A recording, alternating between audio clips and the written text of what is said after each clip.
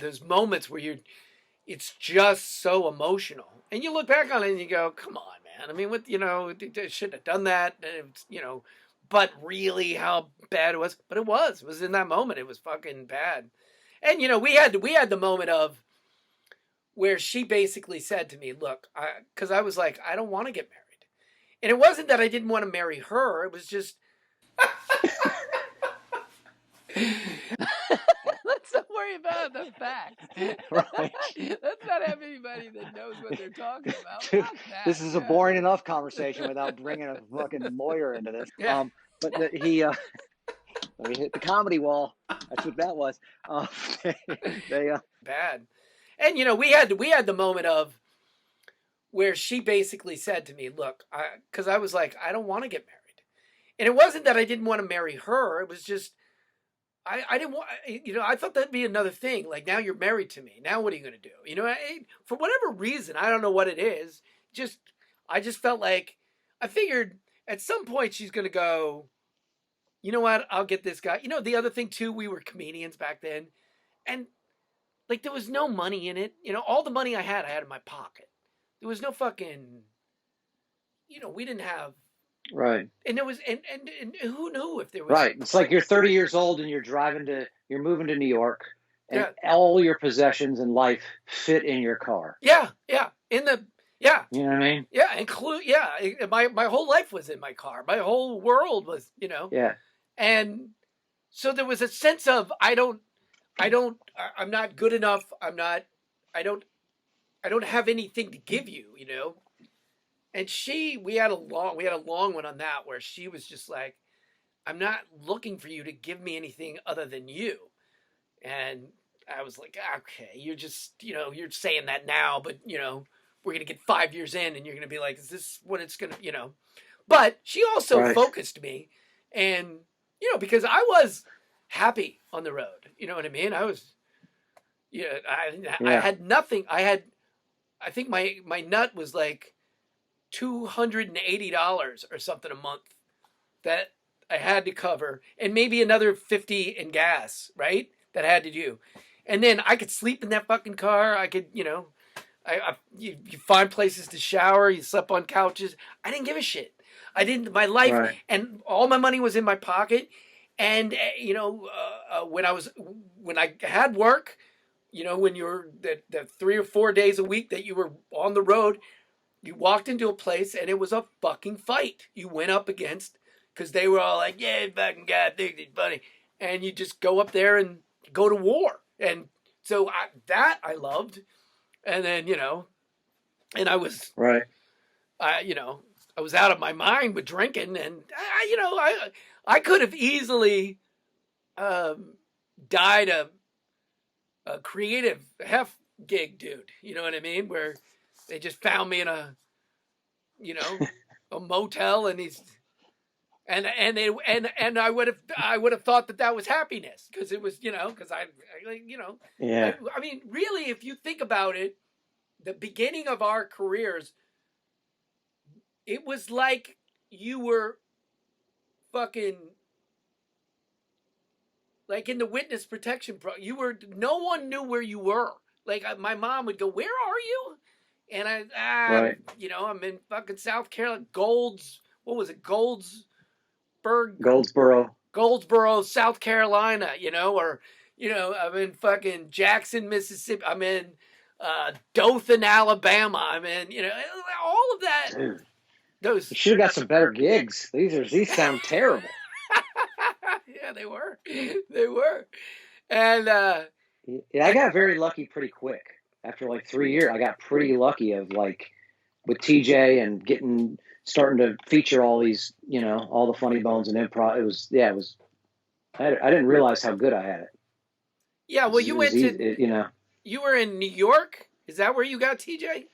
I went to New York and I set up a couple shows, and I ended up working on a gig with Brad Lowry, and Brad Lowry was with TJ, and he was like, hey, you should check this guy out. He's funny. And then TJ came and saw me do like a guest set that I scrambled to get at Governor's on Long Island. And then afterwards he was like, I just talked to him a little bit in the parking lot, and he was asking, I was like, I just want to be a comedian. All I care about is being a comedian. I just want to be on the road telling jokes.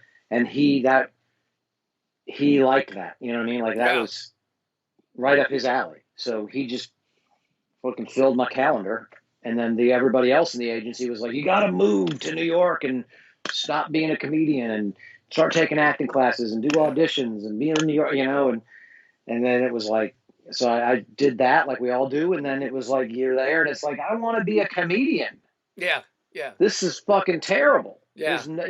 This is not being a I want to comedian. go out on Yeah. the road and tell jokes to crowds full of people that are going to laugh and they're going to pay me to do it. This Yeah. is brutal. So Well, that was the thing. yeah, They immediately are trying to get you to do something else. And I always love that. I love the idea too. You got to the show should be the show you're selling. What the fuck does that mean? You got to make a show that sells your show, so they turn it into a sitcom and it, uh, yeah, I got two bits about abortion that I'm gonna do. Can we do that in the yeah. sitcom? We were I don't know dumb, what the dude. fuck. We're just dumb. Yeah, I think You we. used to think that you got extra credit for telling the harder joke. Like, not that they're harder joke, but it's like, hey, I'd rather They talk about are Israel and harder jokes. Palestine because you get extra. That has some like credibility to it. You know what I'm saying? Like to talk about those things. But that was exactly during our time what they were turning away from. You know what I mean? That was like our generation of comedy. To me, well, that's not really because that's Bill Burr's from that era, so he figured it out. Yeah, but But they did that to him too. He went and did a yeah, sitcom, and then it failed, and he had to go back out on the. He had to go become a comedian to. You know what I mean? And that's what he still does. I think as his main. He'll do the acting stuff, but he's focused on being a comedian. I mean, if we ever get to be comedians again, yeah. but yeah, there was a. He was one of the funniest guys I worked with live. I was like, this guy. He reminded me at the time of like a dirty Brian Regan, just because he was so sort of Yeah. just he had that sort of I'm stupid, and just the whole kind of his whole flow. And then he was one of the first guys I worked with where I was like, holy shit! Like you have such a big ego when you're starting that you don't really think of other people as being that good. And then you'd work with a guy like that or Attell or Adam Ferrara, and you just watch and you're like, oh, I'm terrible. You know, Yeah. you know Yeah. what I mean? It's And a then you it's a get like gut check, especially they if you really think you're humble you good. into being like Robert Hawkins. You work with these guys and you're just like, what the fuck? What am I doing? Yeah. You know, Hawk was like Patton Oswalt, these guys. Hawk was a lot like Regan to me, where it was just a thing where I was like, well, I don't know how to do that. You know what I mean? Yeah. If that's it, I don't know how to do that. You know what I mean? Because Yeah. I remember seeing, I grew up listening to comedy with my dad and watching the specials, with my dad. Really? But yeah, but that was Like his who? thing. He was, oh well, Carlin. The first one that I wanted was Cheech and Chong had this album, um, and I had heard it at a friend's house, and I wanted to get it, and so he took me to the Big Tower Records, and he was like, "What is this?" And we went home, and he goes, "I'm gonna." He had a rule. He goes, "Just because they're saying it doesn't mean that you can say it, and there's time and a place for these kind of things." But I'll be here, and I put the record on, and there was a joke on there. I think it's called Vietnam or Stepping in Vietnam or something like that. And my father during this joke buckled over laugh. He was laughing That's so great. hard that I just remember seeing him and thinking, man, I want to be able to do that to him, And I didn't understand the joke. Now it fucking kills me. It was a great thing, but it was Cheech and Chong was the first one, and then after that, we kind of bonded over that. So we would watch Carlin, and then we would watch the Dangerfield specials together, and It was just a thing he Do you introduced me. remember when Eddie Murphy? Do you remember when Eddie Murphy came out? When Yes, Delirious came out? yes, yeah. I used to do it at school. I would do I Yes. could do like 30 minutes of it, and I did it Yes. like him too. Yeah, I mean, there was certain things I had bits from Carlin that I would do, and but it was never a thought in my head that, well, I should be a comedian. I didn't think of that. I just liked it, Right. and I would Yeah. do Same that. here. And but then when I came back to the States, and when I came back home, my parents had moved from California to Florida. I had moved them out, helped them move out before I went in the Army. When I came back, they were in Florida, and I had to go through this whole medical rehab thing, and What do you mean? well, I had the reason why I didn't stay in the military was they made me leave because I got I got cut, and they had to do 8 hours of microscopic surgery and put my hand back together, and then I had to How'd learn you how to get cut? use my hand. I was on charge of quarters, and we'd come back, and these two guys got drunk, and they got in a fight. One of them had a broken bottle. I tried to take it away from him, and he stuck it through my hand, through my wrist. Jesus.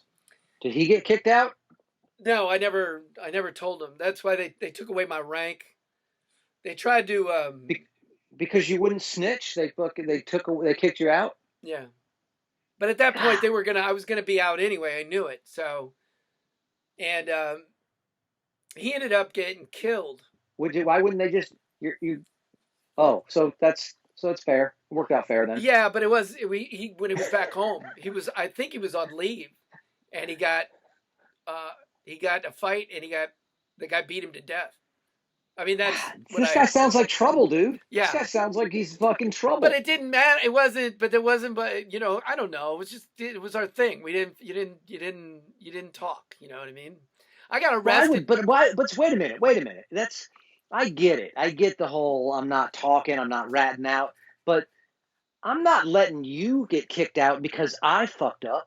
Why would I make it because Bevins won't say anything? Good for me. Fuck you. Like that would be the worst thing to do, to let somebody else lose something they love because they're not gonna rat you out. You should go fucking rat yourself out to stop you from having to get kicked out because you won't rat him out. That's fuck him. Like you put your neck out for him, and he helped fucking chop it off. Yeah, fuck him. It did. It wasn't about. And he fucking stabbed you through the arm. But it wasn't about him. This was about. Whatever. This was about. This was about their thing and the way that they were treating me, and it was this because they came into the hospital room, and they came in very official, and they were like, "You're going to tell us who it was," and I just immediately was like, "Fuck you." You know what I mean? I'm not doing that. I don't like the way you did this. It was. I probably wouldn't have done it anyway, but it was more of it was the way they did it. And I had already, I thought I was going to Leavenworth. Like, it's 2 years into my, in How do I not know these stories? And, I was 2 years in and